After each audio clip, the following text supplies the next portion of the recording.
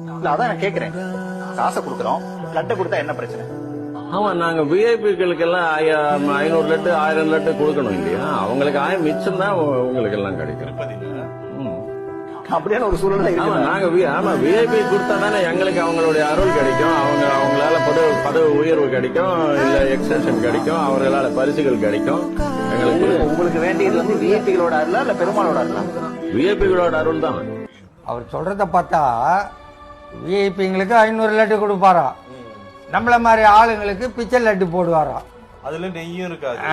ஃப்ரீயா கொடுக்குற 2 லட்டு நெய் இருக்க மாட்டேங்குது.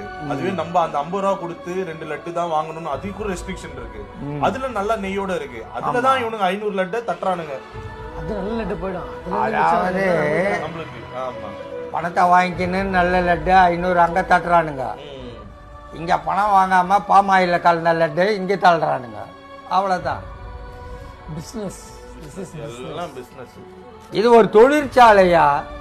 லட்டு விற்கிற தொழிற்சாலை. இதெல்லாம் வந்து இந்த சாமி பாக்குறதே இல்லையா? சாமி பாக்குது, ஆனா அது கேட்காது. இவனுங்களுக்குன்னு அது மேல கழுமரம் வளர்க்குது. இவங்க செய்யற பாவத்துக்கு கழுமரம். இவன் கடைசியா போறான் பத்தியா, எடுத்து சூத்துல சொருவிடும்.